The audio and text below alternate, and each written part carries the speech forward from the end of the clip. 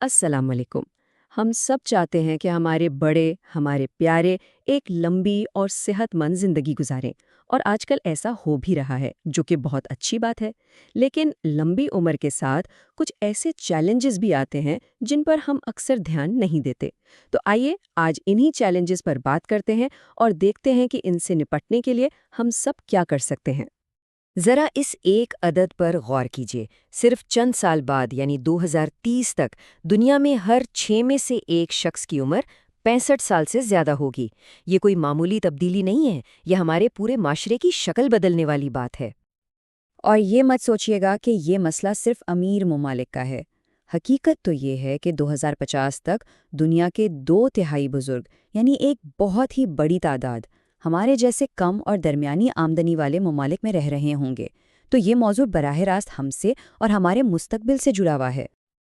اچھا، جب ہم بڑھتی عمر کی بات کرتے ہیں تو ذہن میں فوراً بلڈ پریشر، شوگر یا دل کی بیماریوں کا خیال آتا ہے نا؟ لیکن کچھ ایسے طبی مسائل بھی ہیں جو اکثر نظر انداز ہو جاتے ہیں، مگر ہمارے بزرگوں کی زندگی پر بہت گہرا اثر ڈالتے ہیں۔ ان میں سے پہلا ہے پولی فارمیسی۔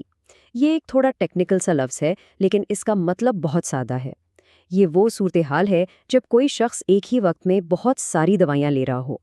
ہمیں لگتا ہے کہ زیادہ دوائیں مطلب زیادہ علاج، لیکن اصل میں یہ فائدے سے کہیں زیادہ نقصان دہ ثابت ہو سکتا ہے۔ اور اس کے نتائج کیا ہوتے ہیں؟ بار بار گرنا، دماغی طور پر الجھن کا شکار رہنا، یا پھر بار بار ہسپتال کے چکر لگنا۔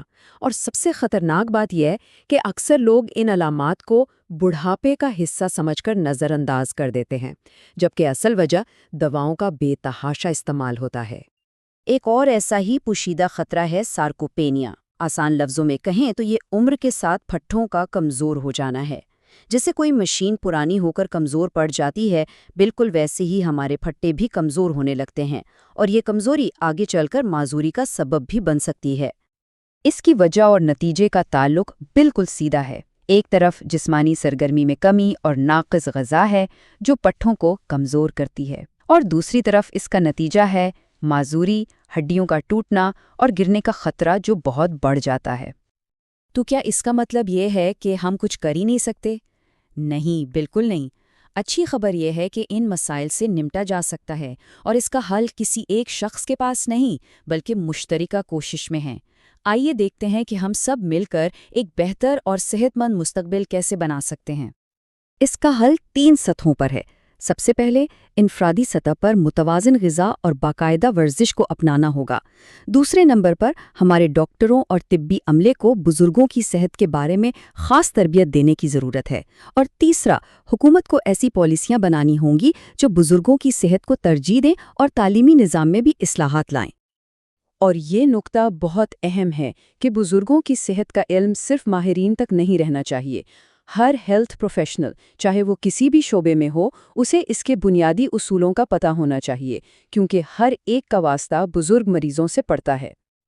آخر میں یہ ساری گفتگو ایک بنیادی سوال پر آ کر ختم ہوتی ہے، جس پر ہم سب کو سوچنے کی ضرورت ہے۔ جس رفتار سے ہماری آبادی کی عمر بڑھ رہی ہے، کیا ہم ایک معاشرے کے طور پر اپنے بزرگوں کو وہ توجہ اور دیکھ بھال دینے کے لیے واقعی تیار ہیں جس کے وہ حقدار ہیں؟ اس سوال پر ضرور سوچیے گا۔